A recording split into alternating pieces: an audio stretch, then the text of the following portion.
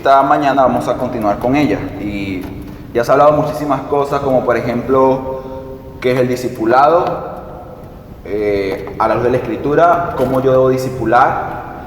Y hoy veremos un tema en cuanto al discipulado bastante importante. Y es que cuando hablamos de discipulado quizás pensamos rápidamente en, predicar el Evangelio a otros, proclamar a Cristo a otras personas, y realmente es así.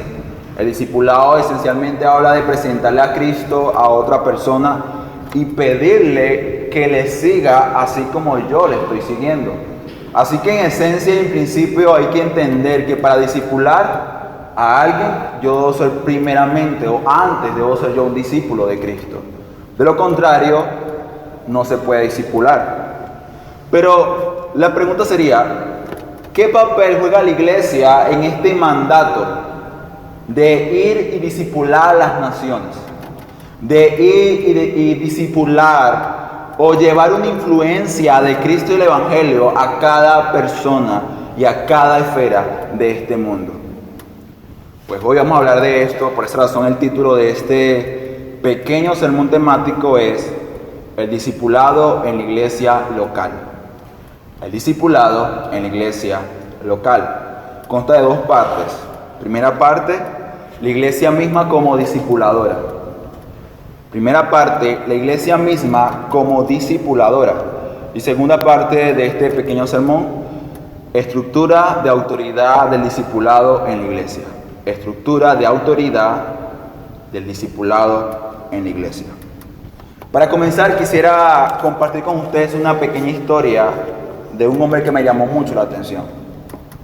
Este hombre fue Dyson Trotman.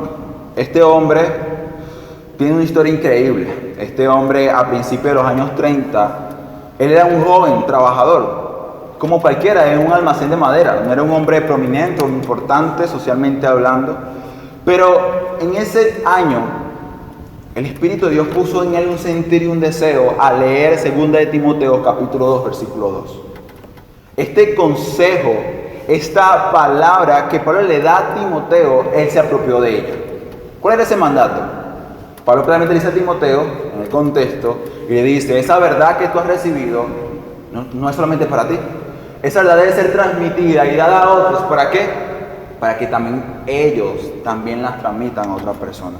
Así que aquí hay una reacción en cadena que debe el cristiano en comprometerse en ella. Que lo que yo he recibido debo compartirlo y darlo a otros. Así que él, este joven, comenzó enseñando a los estudiantes de secundaria en el 1933. Y él se esforzó tanto y su pasión crecía cada día más que llegó incluso a la Marina. Él llegó a la Marina de los Estados Unidos llevando este mensaje del Señor, este mensaje del reino. Dice que este joven fundó un ministerio llamado Los Navegantes. Fue mentor incluso de un marinero, quien a su vez discipuló a una tripulación de uno de estos barcos que participó en la Segunda Guerra Mundial. Se dice que en este barco, antes que se hundiera, habían 125 hombres que estaban creciendo en Cristo y compartían su fe con otros. Pero eso no quedó hasta ahí.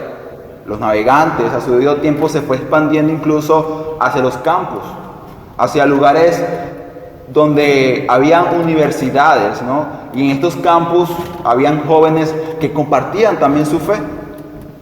Lo que podemos decir es que este hombre, a pesar de que murió en el 1956, al querer salvar a un hombre de ahogarse en Nueva York, él dejó un gran legado. Y este legado fue tan grande que incluso en muchas universidades alrededor del mundo tiene un grupo de estos llamados navegantes que se encargan de compartir y de proclamar el Evangelio. Pero con esta maravillosa historia, y de hecho el que la contaba decía, y agradezco al Señor por este ministerio, la pregunta sería, ¿y qué de la iglesia? O sea, ¿dónde está la iglesia? He hablado de un joven que anheló predicar el Evangelio y por ese anhelo muchos conocieron al Señor. Pero ¿qué de la iglesia? Cuando normalmente hablamos de evangelizar o de predicar el evangelio, hay que ser sincero de que muy pocas veces, a veces pensamos en la iglesia como parte importante y vital de este trabajo. Si hablamos de evangelizar, pensamos en alguien que es cristiano y le predica a un incrédulo. Y ese incrédulo puede llegar a conocer al Señor. Pero ¿qué tal si yo de repente le digo a usted, o quizá le digo, hermano, yo fui evangelizado el día domingo? Te va a decir, ¿qué? ¿Tú fuiste evangelizado? ¿Acaso tú no eres cristiano? Sí, soy cristiano. ¿Y sé cómo es que tú fuiste evangelizado el día domingo? Como que le diga algo, yo fui discipulado el día del Señor. Ya va, ¿tú acaso ya no eres un discipulador? Y aún tú vas a hablar de discipulado, de ser discipulado. Sí, mi hermano, la iglesia es el sostén real de este llamado ministerial de predicar el evangelio, de predicar la palabra del Señor. Así que si una razón te preguntas, ay, ¿qué de la iglesia? ¿Qué hace la iglesia en este papel de predicar y anunciar el mensaje del reino de Dios? La pregunta de muchos sería, si estos ministerios paraeclesiales, como son conocidos, como los navegantes, con un ejemplo, ¿podrían ellos reemplazar a la iglesia? Creo que esta pregunta es importante porque es bueno saber realmente si estos ministerios paraeclesiales colaboran o trabajan junto a las iglesias o aparte de ellas.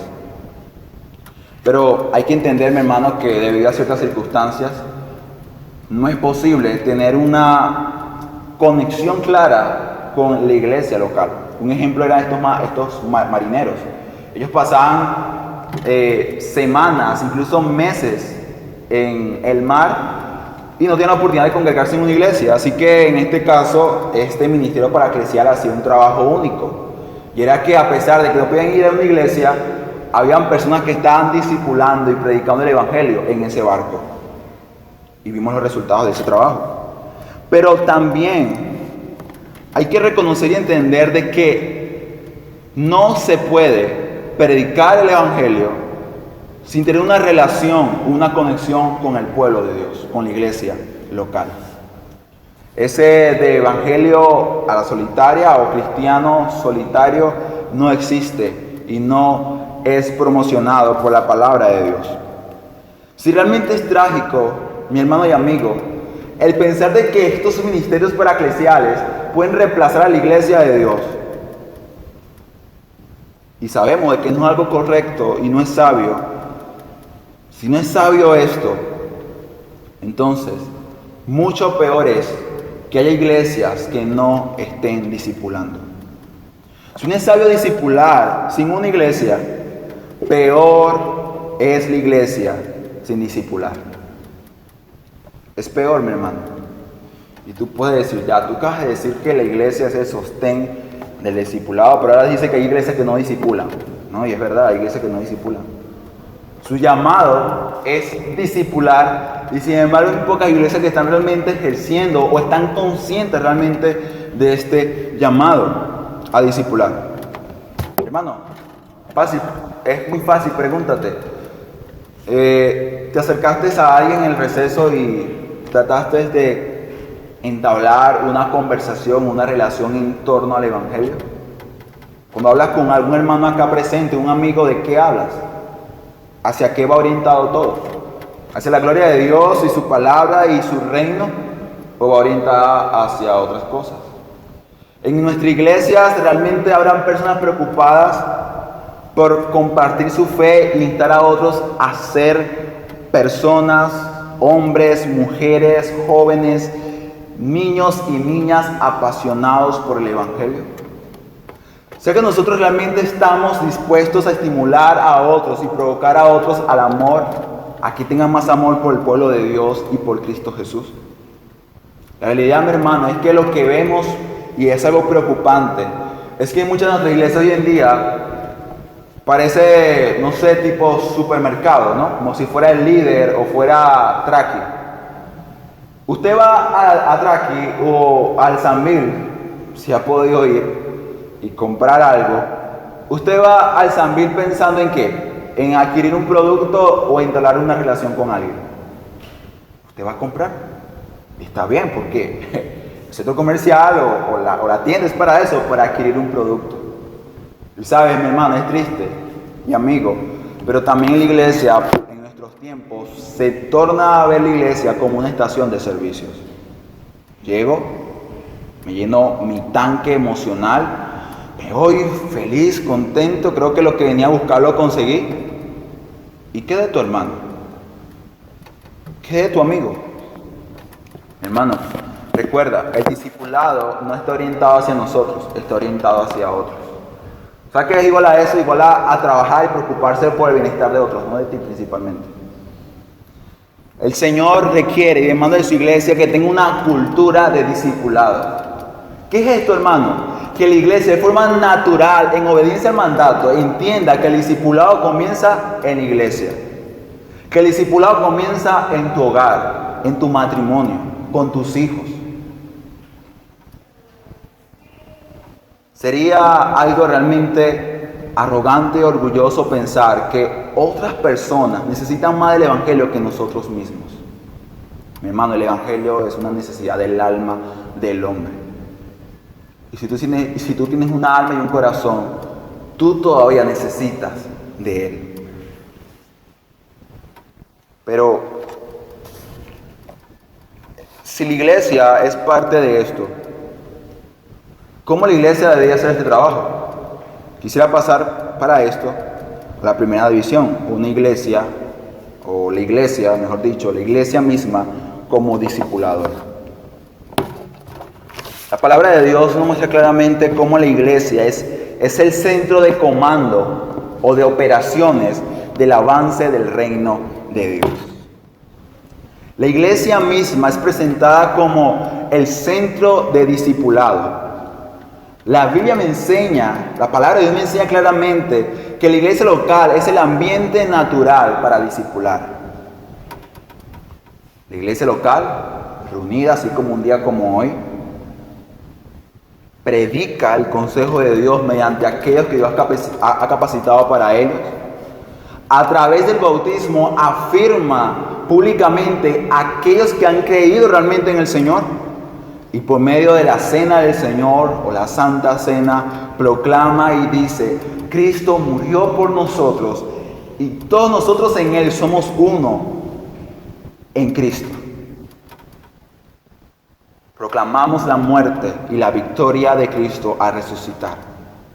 Hermano, todo eso que acabo de decir, congregarse, unirse, bautismo, Santa Cena, todo eso, ¿sabe qué hace eso? Eso le da un esqueleto, le da huesos, le da forma a la iglesia de Dios. Pero ¿sabes algo?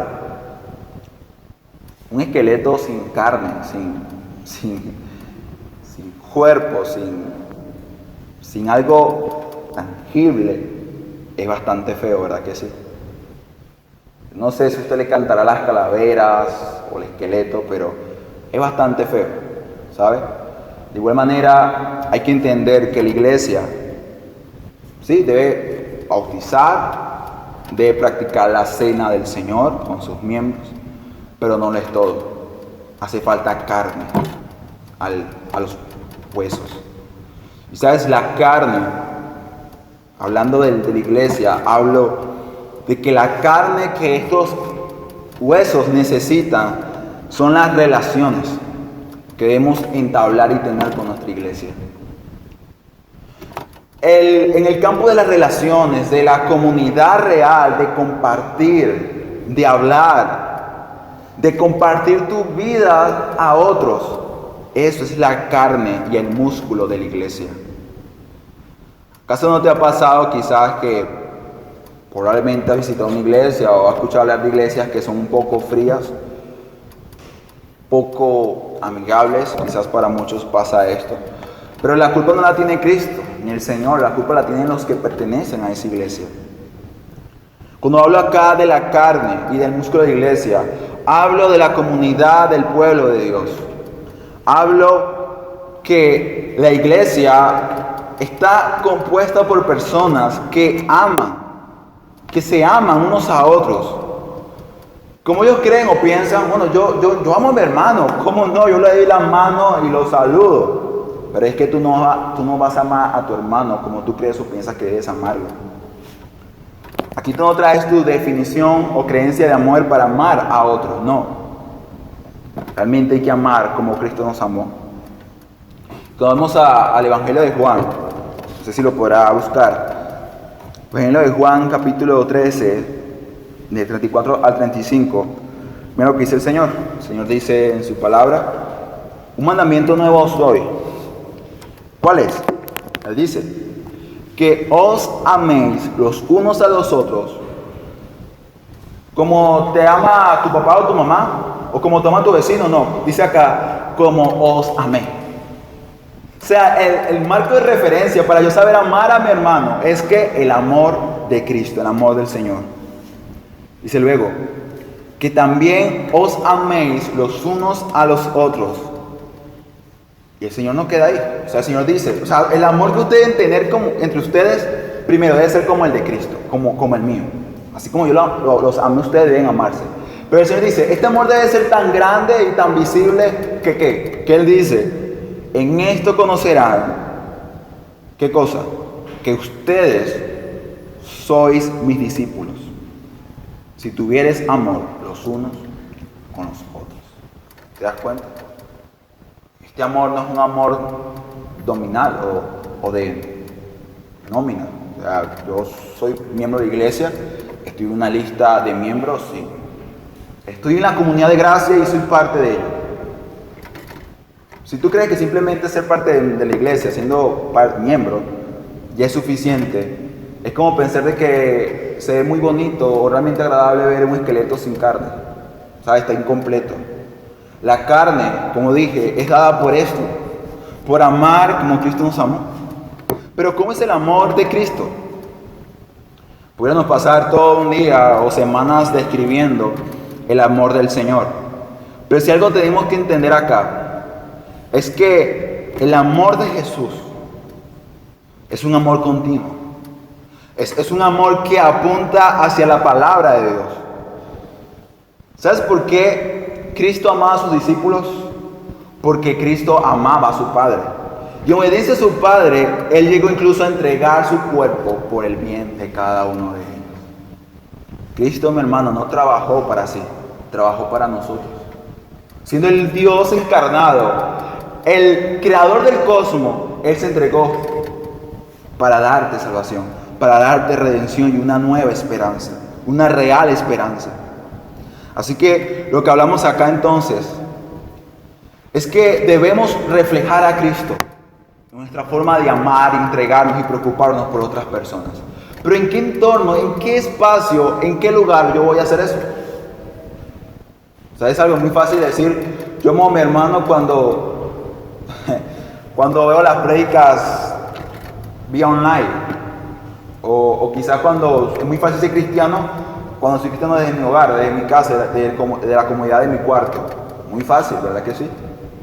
Pero sé parte de una iglesia. Congrégate en ella. Tú dirás, pero es que hay muchos hipócritas, orgullosos. Qué bueno que sea así. ¿Sabes por qué? Porque con esos orgullosos, con esos envidiosos, esos altivos, esos arrogantes, tú vas a aprender realmente a amar como Cristo te amó a ti. ¿Sabes? Cristo nos amó a nosotros siendo pecadores, rebeldes. Cuando Cristo nos amó a nosotros y murió por nosotros, ¿sabes qué hacemos nosotros? Estamos revelándonos. ¿Sabes qué hacía el hombre? ¿Qué hacías tú o yo? Estamos llevando a Cristo a la cruz para que fuera clavado en ella. Y aún así, Cristo se entregó para salvarte, para salvarme a mí. Así que este amor es ejercitado y tallado y realmente vivido en el entorno de la iglesia local. Es aquí donde realmente viviremos el llamado que el Señor nos hace de amarnos y entregarnos unos a otros. Para esto es obvio, pero quisiera decirlo, es obvio que para amar a mi hermano, para entregarme para mi hermano, para trabajar en pro del bienestar de mi hermano, tengo que estar con él, ¿verdad que sí? De lo contrario es imposible. Es como decir es como que el hombre que diga, no, yo amo a mi esposa, la amo muchísimo, pero no pasa mucho tiempo con ella. Eso es mentira. Y me da un poco de gracia porque le digo, muchas personas dicen, no, es que yo amo a esta persona, la quiero. Y yo le pregunto a esa persona, hey, ¿cuántas veces comparten durante la semana? No sé, quizás en la universidad unas cuantas horas y ya luego se acabó todo. Y sabes, mientras sea así va a ser tu mejor amiga y tu mejor amigo. Pero ahora vive con esa persona. Vivan juntos, pasen más tiempo. Las cosas comienzan a andar muy mal. Y ahí precisamente es donde debemos amar y entregarnos. Porque el amor de Cristo, el amor del Señor no es un amor condicionado. No, es un amor incondicional. Y las reuniones es el momento propicio para ejercer este llamado de discipular. De ser discipulado y también de discipular a otros. Si leemos Hebreos capítulo 10, versículo 24, hallamos algo bastante interesante. Y lo que dice la palabra del Señor son estas palabras. Y dice, considerémonos los unos a los otros. ¿Para qué? Dice, para provocarnos amor y a buenas obras. Ya va, pues, el escritor de Hebreo dice, hermanos, ustedes tienen un trabajo. ¿Cuál es? Provocar, ¿qué cosa? Amor y buenas obras. Así que, mi hermano, tu posición en esta iglesia no es una posición pasiva. O sea, si tú crees que estás en la iglesia acá para que te vengan a servir a ti, estás viendo las cosas de una forma bastante borrosa. Tú estás acá para provocar a otros a que amen. Tú estás acá para provocar a otros a buenas obras. O sea, tú estás acá con un llamado a discipular.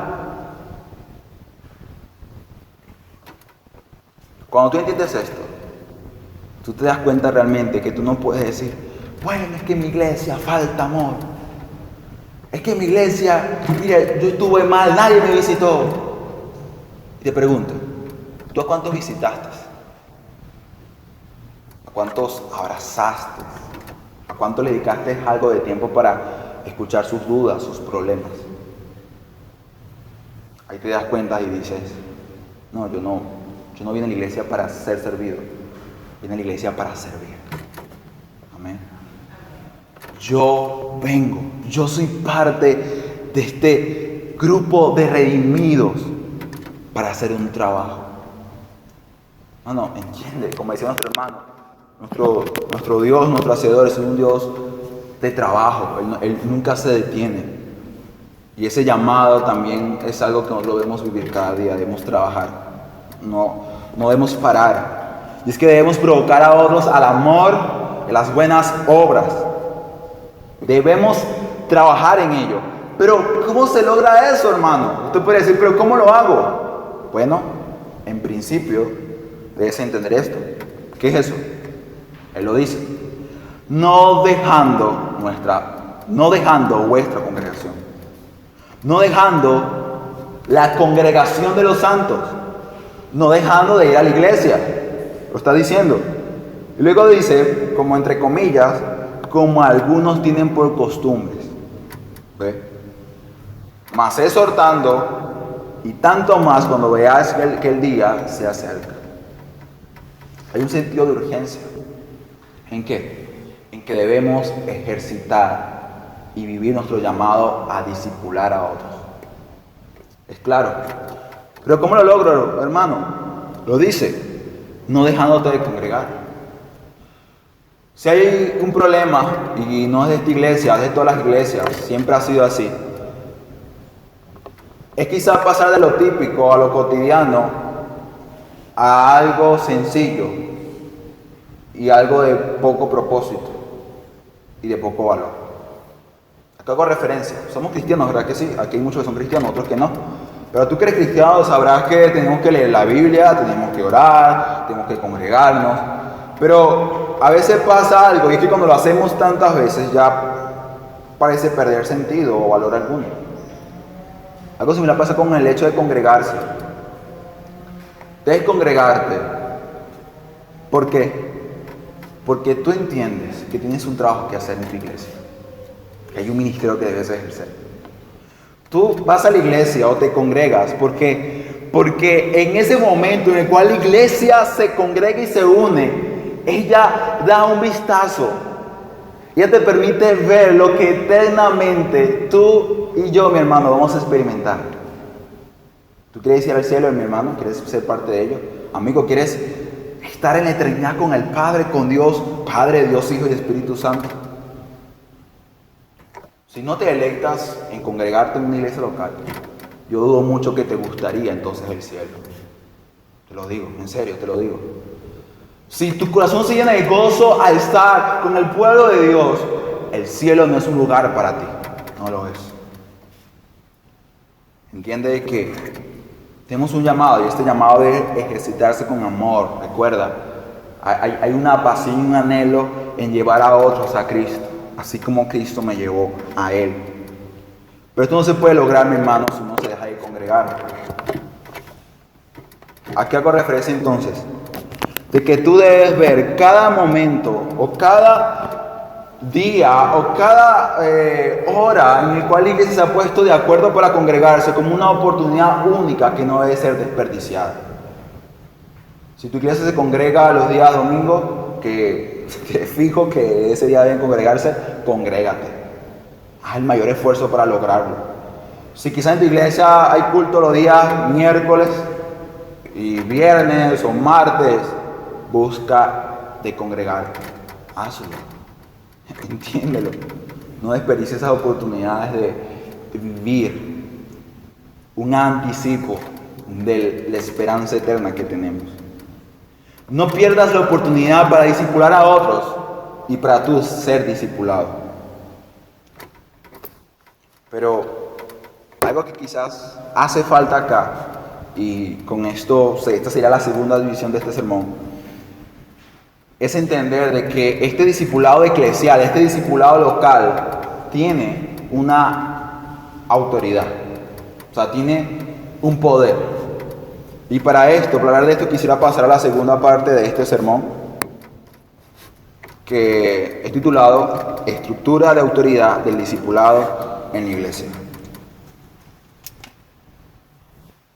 Si puede buscar rápidamente Mateo capítulo 16, del 13 al 20.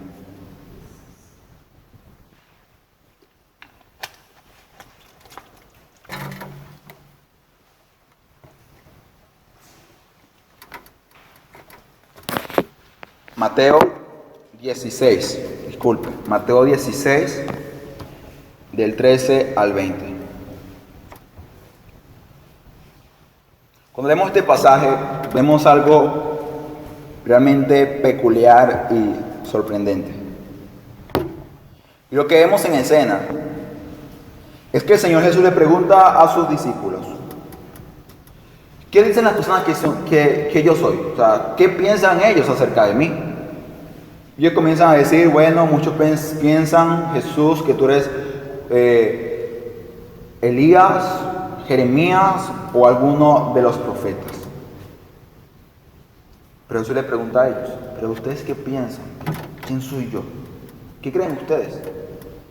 Aquí es donde Pedro dice, tú eres el Cristo, el Hijo del Dios viviente. El Señor le dice a Pedro, bienaventurado eres, Simón, hijo de Jonás, porque no te lo ha revelado carne ni sangre, sino mi Padre que está en los cielos. Y yo también te digo que tú eres Pedro, y sobre esta roca edificaré mi iglesia, y las puertas del infierno no prevalecerán contra ella. Y a ti te daré las llaves del reino de los cielos, y todo lo que ligares en la tierra, o como dice su Biblia quizás, atares en la tierra, será atado en los cielos. Y todo lo que desatares en la tierra será desatado en los cielos. Impresionantes palabras. Jesús le dice a Pedro, te doy las llaves, tómalas. Tienes un poder y una autoridad. Y tú dirías, ok, mi hermano, Pedro recibió esas llaves, pero ¿y qué pasó con esas llaves? Porque Pedro y los apóstoles ya murieron hace muchísimo tiempo. ¿Verdad que sí? Cuando vamos a Mateo, pocos capítulos después, Mateo 18, del 15 al 20, La forma verbal de expresar esta palabra de atar o desatar también son usadas en cuanto a la iglesia. Y es que el Señor claramente aquí expresa en una situación en la cual un hermano se ha resistido a ser discipulado por uno de sus hermanos de iglesia local. ¿Qué dice el Señor? Pues apliquen disciplina. ¿Pero en base a qué? En base a una autoridad que el Señor ha concedido para hacerlo. Mateo 18, 20, del 15 al 20, podemos ver claramente esta realidad. Pero el Señor claramente dice que nosotros como iglesia tenemos también las llaves del reino de Dios. Porque, otra vez digo, que si dos de vosotros convinieren sobre la tierra, tocante a cualquier cosa que pidieren, les será hecho por mi Padre que está en los cielos. Porque donde están dos o tres congregados en mi nombre, allí estoy en medio de ellos. De cierto os digo que todo aquello que ligares en la tierra, versículo 18, del capítulo 18, será ligado en el cielo, y todo lo que desatares en la tierra también será desatado en el cielo. Hermano, ¿qué estás hablando acá? De atar, desatar demonios, de reprender a los demonios de los hogares, de las personas. No. Aquí la palabra no habla de demonios en el contexto, no habla de demonios, de Satanás. No, habla de eso. Habla de la disciplina eclesial. ¿Tú sabes algo? Estos pasajes, ¿sabes qué le dan al trabajo de discipulado eclesial? Le dan autoridad. ¿Sabes por qué? Porque no puede haber discipulado en la iglesia si no hay una rendición de cuentas. ¿Sabes qué es rendición de cuentas, mi hermano? Es algo que nos desagrada. Wow, eso es algo que nos molesta muchísimo. A veces, te lo digo, yo personalmente cuando estoy haciendo algo, no sé, algo en la computadora, y alguien me pregunta, ¿qué estás haciendo? A veces me molesto y le digo, estoy haciendo esto, aquello. Pasaba mucho con mi hermana, a veces comparto con un vecino de años, es casi que parte de nuestra familia, casi lo considero como mi hermano, de pequeño compartían. Y cada vez que llego a la casa, mi hermana me pregunta y me dice, ¿qué hablaste con Daniel? Y yo digo, ¿qué quieres que te diga? Hablamos de fútbol, hablamos del Madrid, hablamos del partido de Cristiano Ronaldo, del Manchester United. ¿Qué quieres que te diga? Pero es que es cansón. Tienes que darle cuenta a mi hermana cada vez que voy a mi vecino y regreso a la casa. ¿No te pasa que cuando alguien te pregunta a ti, ¿cómo estás tú? Tú dices, todo está bien. Y la realidad es que no todo está bien en tu vida. Vamos por la calle y dices, ¿cómo estás? Bien, todo está excelente. Incluso cuando alguien te pregunta, mira, pasó tal cosa, cuéntame qué pasó. No quieres decir nada. Así que por naturaleza no queremos rendir cuenta a nadie. Por naturaleza somos muy reservados a nosotros mismos. Pero sabes algo, si quieres ser parte del cuerpo de Cristo y del pueblo de Dios, entiende de antemano de que es rendir cuenta a tus hermanos. Ya tú no vives para ti, tú vives para otros, vives para Cristo, para tu iglesia. Y eso quiere decir, mi hermano, que tú debes estar así abierto a todo, abierto. Debes ser transparente con tu vida. Y si en tu vida hay debilidad, muéstrala con la esperanza y con el entendimiento de que tu iglesia debe, si es una iglesia discipuladora, debe ayudarte en el amor del Señor. Así que no hablamos solamente acá de discipular a otros, sino también de dejarse discipular por otras personas también. Recuerda, aquel que discipula porque es un discípulo. Y el Señor requiere que nosotros seamos personas dispuestas a rendir cuenta a otras personas. De hecho, date cuenta que esto es un medio de santificación. Si tú le rindes cuenta a uno de tus hermanos, no digo aquí que vas a ir a la iglesia toda tu vida, pero si algún hermano de esta iglesia local, tú le rindes cuentas, ¿sabes qué maravilloso sería eso? Es como quizás vivir en tu hogar, y todavía a mí me pasa con mi mamá y mi hermana. Hay cosas que yo tengo que hacer y sin embargo quizás no estoy haciendo. Ya me dicen, Jesús, ¿Hiciste tal cosa? No, no la hice. Voy y la hago. ¿Por qué? ¿Por qué pasa eso? Porque naturalmente al vivir y tener una comunidad o una relación bastante larga durante el día, quizás compartimos muchas horas, nos relacionamos, es inevitable que yo tenga que rendirle cuenta a mi mamá, incluso en algunos casos a mi hermana también. Así que date cuenta de que si eres parte realmente de esta iglesia o de la iglesia donde te congregas, tú debes estar dispuesto a rendir cuentas. Y esto, por supuesto, en muchos casos, te llevaría a ti a estar incluso dispuesto a ser disciplinado por tu iglesia local. En el capítulo 18 de Mateo, precisamente hablamos de un proceso de disciplina. Pero hay que entender que incluso la disciplina eclesial no es para aplastar y dañar a otros, es para restaurar y levantar al que se ha caído o postrado debido al pecado de su vida. Así que lo que vemos acá es que la iglesia, la asamblea reunida, posee una autoridad para afirmar o negar quién pertenece y quién no al cuerpo de Cristo. Tiene una autoridad la iglesia para declarar y decir quién es y no es un discípulo verdadero de Cristo. Esto provee, mi hermano, un contexto de rendición de cuentas. Todos nosotros tenemos que rendir cuentas unos a otros. Ese es el llamado. Esa es la realidad de una iglesia discipuladora. Pero tú dirías, ¿pero cómo la iglesia acredita a alguien y dice, este que está acá es un hijo de Dios, es parte del cuerpo de Cristo? ¿Cómo lo hace? De forma rápida podemos decir que esto se hace a través del bautismo. En Mateo capítulo 28, en la gran comisión, claramente el Señor dice, y predicar, y discipular a las naciones, y dice, y prediquen, pero todo aquel que crea, ¿qué deben hacer? Deben bautizarlos. ¿Por qué? El bautismo es una declaración, una afirmación pública de que tú eres hijo de Dios, que tú eres parte de la iglesia y el pueblo de Cristo. Hermano, ¿cómo soy bautizado? Congregándote en una iglesia local en la cual tu vida será examinada y la iglesia, si ve los frutos de un verdadero arrepentimiento, de una verdadera conversión, debe bautizar. Porque tú anhelas decirle al mundo que tú perteneces al reino de Dios y al pueblo de Cristo. Pero también lo hace a través de la administración de la cena del Señor. Al proclamar y decir y recordar de que todos, siendo aún diferentes unos de otros, somos parte de un mismo cuerpo, el cuerpo de Cristo.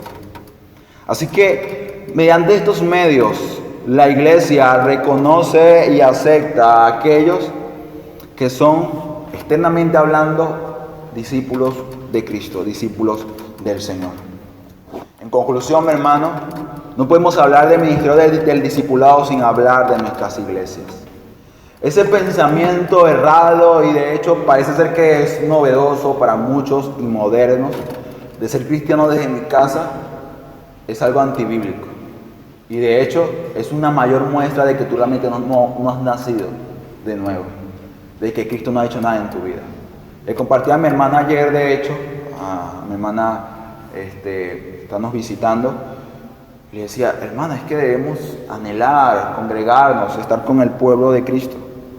¿Sabes por qué? Pues uno dice que yo soy hijo de Cristo, soy parte de Cristo, Cristo ha hecho una obra en mí.